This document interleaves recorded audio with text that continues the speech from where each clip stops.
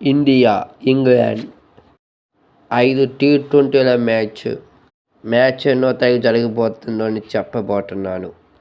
First T20 జనవరి 22వ తారీఖు జరగబోతుంది. Second T20 25, మూడో టీ20 28, నాలుగోది 31, ఐదో టీ20 ఫిబ్రవరి 2వ తారీఖు.